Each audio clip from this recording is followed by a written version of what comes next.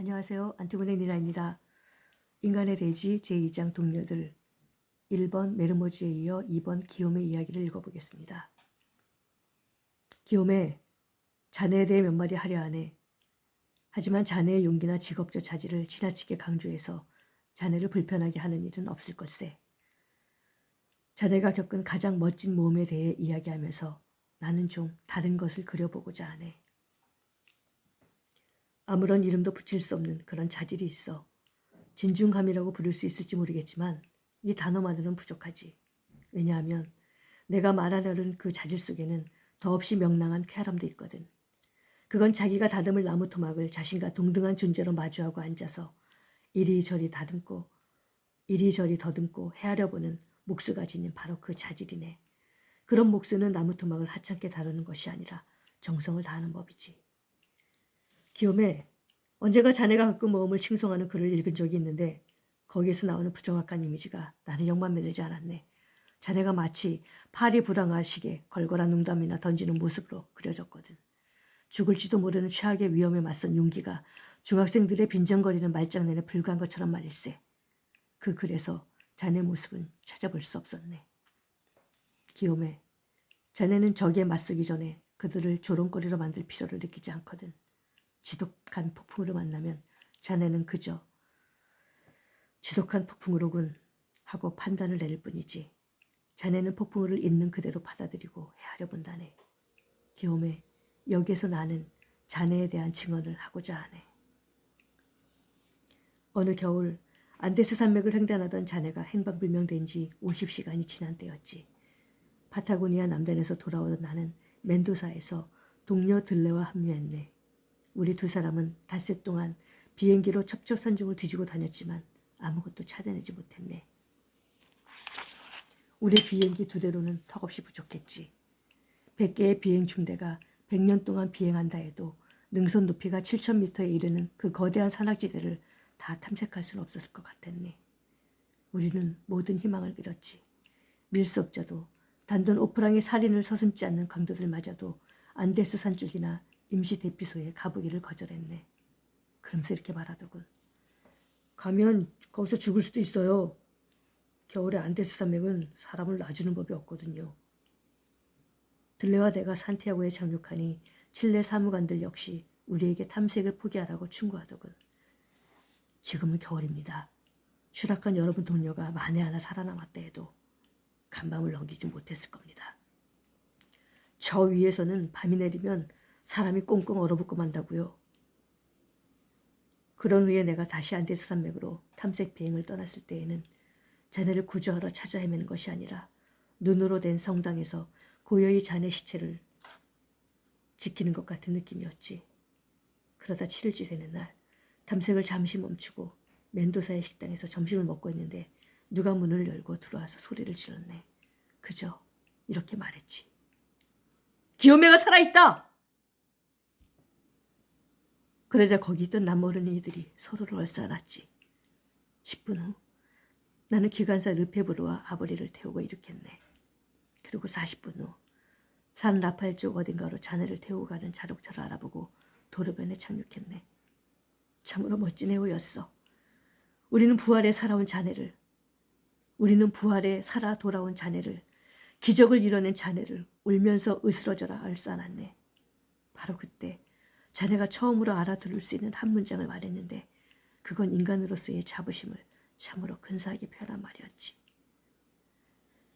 맹세컨대 내가 해낸 일은 짐승이라면 절대 못 해냈을 걸세.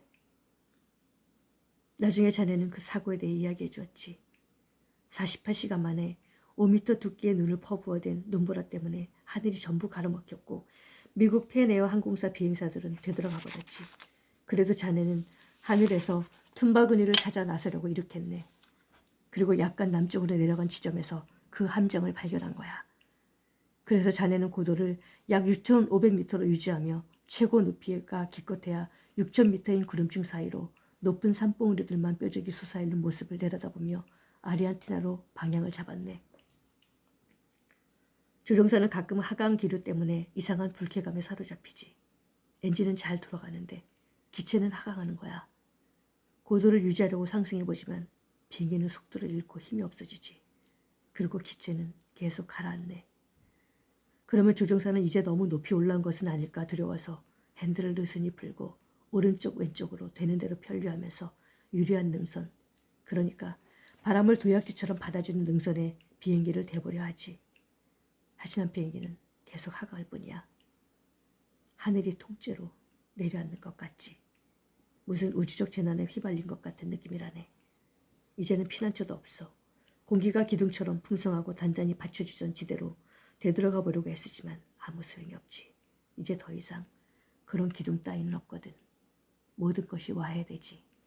조종사는 이제 완전히 무기력한 상태로 힘없이 피어올라 이내 기체를 빨아들이는 구름을 향해 미끄러져 들어가는 거야. 자네는 우리한테 이렇게 말했어. 이미 꼼짝없이 걸려든 거나 마찬가지였는데 그래도 나는 그걸 확신할 수 없었어. 안정적으로 보이는 구름 위에서 하강 기류를 만나기도 하는데 말이지. 사실 그 구름이 안정적으로 보이는 건 같은 고도에서 구름이 계속해서 흩어졌다 합쳐진다는 간단한 이유 때문이거든. 고산지대에서는 모든 게 얼마나 어찌나 이상한지.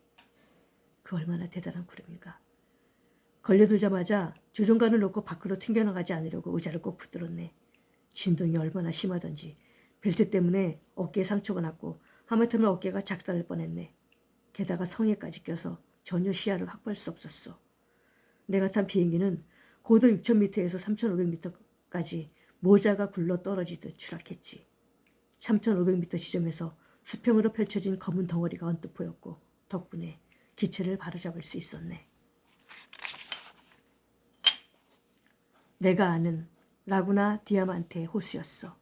내가 아는 바에 따르면 그 호수는 화산 구덩이 밑바닥에 자리 잡고 있고 한쪽 사면에는 마이프 화산이 6,900m까지 치솟아 있었지.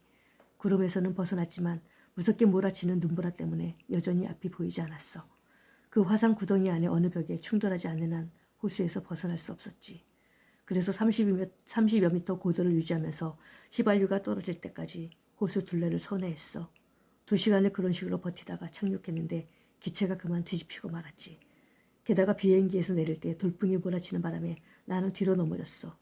2발로 간신히 버티고서니 또다시 돌풍이 불어와 넘어졌지. 그래서 할 수 없이 기체 아래로 기어들어가 눈구덩이를 파야 했네. 거기에서 우편물 가방을 뒤집어 쓰고 48시간 동안 기다렸지. 그런 후 돌풍이 가라앉자 나는 걷기 시작했어. 4박 5일을 걸었지. 그런데 기욤에 그때 자네 본래 모습이 얼마 남아 있었던가? 물론 자네를 알아볼 수는 있지만 검게 타고 뻣뻣해져서 늙은 할멈 마냥 왜소해진 모습이 아니었던가? 바로 그날 저녁 나는 자네를 비행기에 태워 멘도사로 데려갔고 그곳에서 자네는 마치 연고처럼 자네를 감싸주는 하얀 침대 시트 속으로 파고들었지. 하지만 그것만으로 자네의 상처를 치료할 수는 없었네. 자네는 녹초가 된 몸으로 연신 뒤척였지만 그 육신을 잠재울 수 없었네. 자네의 몸은 암석과 눈을 잊지 못하고 있었네. 그것들이 자네 몸에 흔적을 남겼지. 여기저기 상처 있고 농익은 과일처럼 검게 부풀어 오른 자네 얼굴을 찬찬히 바라보았네. 추하고 처참해진 자네는 이제 노동을 위한 그 아름다운 도구인 손발도 제대로 사용하지 못할 지경이었네. 자네의 손은 마비되었고 침대가에 걸터앉은 자네의 동상 걸린 팔은 죽은 쥐처럼 매달려 있었지. 자네는 아직 여정을 마친 것이 아니었네. 여전히 숨을 헐떡이고 있었고 마음의 안정을 찾느라 돌아 누울 때면 억누를 수 없는 영상들이 마치 무대 뒤에서 초조히 대기하고 있었던 것처럼 줄줄이 등장해 자네 머릿속을 지나가곤 했지. 그러면 자네는 잿더미 속에서 되살아나는 적들에 대항해 다시 무수한 싸움을 벌였지. 나는 자네에게 탕약을 부어주었네. 이거 좀 마셔. 내가 가장 놀랐던 건 말이지. 자네가 할지 모르겠네만